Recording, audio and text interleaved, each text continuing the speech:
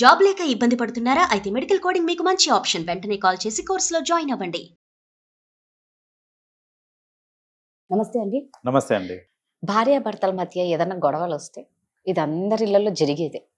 ఫిజికల్‌గా భార్య భర్తను దూరం పెట్టేస్తుంది. అంటే అలా రాదండి. అంటారు గానీ కొందరు భర్త కదా సర్దుకోవాలి, అన్నీ చెయ్యాలి. అన్నీ చేస్తదేమో పని రీత్యా అన్నీ చేయగలుగుతది. ఫిజికల్‌గా వచ్చేసరికి మనసు అది ఒప్పుకోదనమాట. సో అలా చిన్న చిన్న వాటిలకి గొడవ పడినప్పుడు భార్య ఫిజికల్‌గా భర్తను దూరం పెడితే ఏమైనా ప్రాబ్లమ్స్ వస్తాయా? ఖచ్చితంగా ప్రాబ్లమ్స్ వస్తాయండి. లైక్ ఇది ఒక కామన్ ఫినామినా. అందరూ మోస్ట్లీ Yes. చూస్తుంటాం మనము అవును. With in couples. ఒక్కొక్కసారి హస్బెండ్ కూడా చేస్తుంటాడు ఇట్లా, ఒక్కొక్కసారి వైఫ్ కూడా చేస్తుంటారు. ఏంటంటే గొడవలు సహజం వస్తూ ఉంటాయి. గొడవ పడ్డ ప్రతిసారి పక్కన వాళ్ళని ఫిజికలీ దూరం పెట్టేస్తుంటారు చూడండి. అవును. అంటే టచ్ కూడా చేయరు. Yes. Forget about everything. Like అవును. టచ్ కూడా ఇట్లా చిన్న హగ్ అటువైపు ఒకరు ఇటువైపు ఒకరు పడుకోవాలి. మొహం కూడా చూసుకోకుండా. చూసుకోరు. అవును. రైట్. సో ఏంటంటే అలా ఫిజికలీ దూరం పెట్టేస్తున్నారు అని అంటే Hmm. మీరు మీ ప్రాబ్లమ్స్ ని ఇంకా వర్సన్ చేస్తున్నారే తప్ప it will not become any better. So for example ఇప్పుడు ఏదో విషయం మీద గొడవ అయితే అయింది. ఇప్పుడు దాని గురించి నేను మాట్లాడుకొని నేను సాల్వ్ చేసుకుంటే అది అక్కడికి తీరిపోతుంది. Hmm.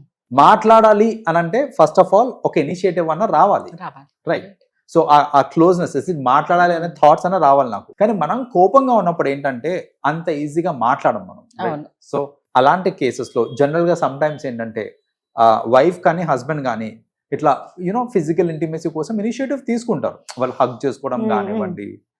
సో అలా ఏంటంటే ఒక ఇనిషియేటివ్ తీసుకున్నప్పుడు దానికి నెగటివ్ రెస్పాన్స్ ఒకటి ఇస్తుంటారు అన్నమాట. అంటే ఇట్లా హగ్ చేసుకోగానే చెయ్యి ఇట్లా తన్నేయటము, అట్లా Yes. What ever it is తీసేయడం, విసురుగా అక్కడి నుంచి అవును. వెళ్ళిపోవడము.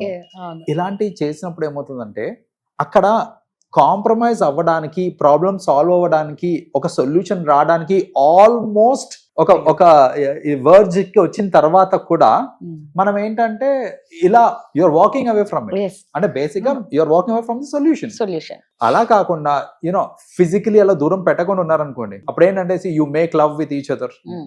అప్పుడు ఎంతో కొంత మాట్లాడుకోవడం స్టార్ట్ చేస్తాం మనము. అలాంటి మూమెంట్స్ లో మాట్లాడుకున్నప్పుడు ఒక్కోసారి సారీ కూడా చెప్పడానికి we don't really go back. నేనే తప్పు చేశాను, ఐ అండర్స్టాండ్, నాదే సారీ అని నేను చెప్పేస్తాను నేను అక్కడ. రైట్. అలాంటి మూమెంట్స్ లో సో మాట్లాడుకోవడం స్టార్ట్ చేస్తేనే కదా అసలు నేను తప్పు చేశానా లేకపోతే నేను సారీ చెప్పడానికి అక్కడ ఆస్కారం ఉంటుంది. సో అలా బేసిక్ గా ఏంటంటే ఫిజికలీ దూరం పెట్టేసినప్పుడు అదేంటంటే first of all it's a kind of blackmail చెప్పాలంటే. Hmm. It's a blackmail. అంటే నువ్వు నాతో గొడవ పెట్టుకున్న ప్రతిసారి నేను నీకు ఫిజికలీ Right. దూరంగా ఉంటాను అనేది it's a kind of blackmail which is very unhealthy. So మనకి తెలియకుండానే మనం బ్లాక్ మెయిల్ ఇప్పుడు ఎవరైనా Yes, మనం అవును. బ్లాక్ మెయిల్ చేస్తున్నాం అని అనుకోండి, Hmm. ఎంత చిరాగ్గా ఉంటది. అబ్బో. ఇప్పుడు ఫర్ ఎగ్జాంపుల్ ఇప్పుడు పిల్లలు కూడా నువ్వు నన్ను తిట్టావు నేను తినను అంటారు కూడా. అవును. Blackmail. అవును. రైట్. ఇప్పుడు పేరెంట్స్ కూడా ఒక్కొక్కసారి నేను చెప్పిన నువ్వు పెళ్లి చేసుకోకపోతే నేను చచ్చిపోతా, చచ్చిపోతా. Black mail. సో ఇది కూడా అంటే నువ్వు నా మాట వినకపోతే లేకపోతే మనకు గొడవ అవుతుంది అని అంటే నేను దూరం పెట్టేస్తా అంటే it is also a form of blackmail. So blackmailing is not healthy at all. So that is one reason అండి. ఇంకొక ప్రాబ్లం ఏంటంటే ఫిజికలీ మీరు దూరం పెడుతున్నారు అనుకోండి, for a while okay, but for longer period మీరు ఒకవేళ ఒక పర్సన్ ని దూరం పెడుతున్నారు అని అంటే there is a possibility that వాళ్ళకి ఏంటంటే ఆ మెంటల్ స్ట్రెస్ అది ఎక్కువైపోయి ఆల్టర్నేటివ్స్ ఎత్తుక్కునే ఛాన్సెస్ ఉంటాయి. రైట్. సో అప్పుడు ఏంటంటే పక్కదారిన పడ్డారనుకోండి, అది మెయిన్ దారి అయిపోయింది అనుకోండి, మీరు పక్కదారిన పడ్డట్టు అనమాట. సో మీరేమో సరే నా కోపంలో ఉన్నా నేను అనేసి ఫిజికలీ దగ్గర రానియకుండా అలా ఉంచి అలా ఫర్ లాంగర్ టైం దగ్గర రానియకుండా అలాగే ఉంటున్నారు అనుకోండి, అంటే వాడికి బుద్ధి వస్తుంది అని మీరు అనుకుంటున్నారు. కానీ ప్రాబ్లం ఏంటంటే దేర్ ఇస్ అ పాసిబిలిటీ వాళ్ళ ఆల్టర్నేటివ్ చూసుకున్న పాసిబిలిటీ ఉంటుంది ఇక్కడ. సో ఆల్టర్నేటివ్స్ చూసుకున్న sometimes there are cases ఏంటంటే ఆల్టర్నేటివ్స్ చూసుకున్న తర్వాత అల్టిమేట్లీ మీరే ఒక ఆల్టర్నేటివ్ అయిపోయే ఛాన్స్ కూడా ఉంటుంది. అలాంటి కేసెస్ కూడా ఉన్నాయి మనకి. సో అందుకనే ఏంటంటే మరి it's a form of blackmail and also ఇట్లా దూరం పెట్టడం వల్ల పక్కదారిన పెట్టే ఛాన్సెస్ ఉంటాయి. కాబట్టి మీకు ఎంత గొడవలన్నా కానివ్వండి, at the end of the day your wife and husband అని అన్నప్పుడు it is necessary to be physical.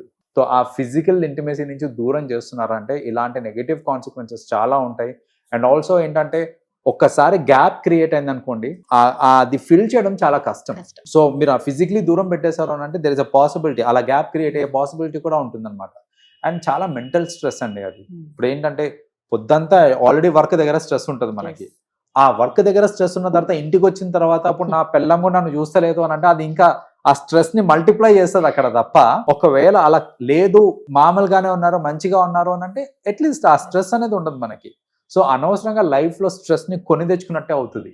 So అందుకనే ఎన్ని గొడవలు ఉన్నా సరే సరదాగా మాట్లాడుకొని లేదా కూర్చొని మాట్లాడుకొని దాన్ని అలా సాల్వ్ చేసుకుంటే అయిపోతుంది. కానీ అలా గొడవలు వచ్చినప్పుడు ఒక మనిషిని కనుక మీరు దూరం పెట్టేశారనంటే కనుక దానికి చాలా నెగిటివ్ కాన్సిక్వెన్సెస్ ఉంటాయి. సో అంటే మనం ప్రతి విషయంలో మనం మాట్లాడుకున్నప్పుడు భార్యాభర్తల మధ్య గొడవ జరిగినప్పుడు పిల్లల మీద దాని ఇంపాక్ట్ ఎక్కువ పడుతుంది కదండి. రైట్. సో అంటే అప్పుడు తల్లిగా తిను ఎలా సర్దుకోవాలి, తను భార్య పాత్ర పోషించాలి, తల్లి పాత్ర పోషించాలి, ఇటు తిను భర్త పాత్ర పోషించాలి, తండ్రి పాత్ర పోషించాలి. రైట్. వీళ్ళిద్దరి వల్ల ఇక్కడ పిల్లలకి ప్రాబ్లం అయింది. సో జనరల్గా ఇలా గొడవలు అవి అయినప్పుడు కూడా ఇప్పుడు ఏంటంటే పిల్లల మీద ఇంపాక్ట్ పడకుండా ఉండాలి అని అంటే మోస్ట్ ఇంపార్టెంట్ థింగ్ ఏంటంటే ఏం చేసినప్పుడు మీరు డిస్కషన్స్ కానివ్వండి, ఆర్గ్యుమెంట్స్ కానివ్వండి, ఏదన్నా సరే పిల్లల ముందు చేయకూడదు. పిల్లల ముందు జనరల్ గా ఆర్గ్యుమెంట్ చేసినప్పుడు ఏమవుతుందంటే నువ్వు అనుకుంటా మాట పెరుగుతూ ఉంటుంది, అన్నాన్ని మాటలు అనేసుకుంటా ఉంటాము.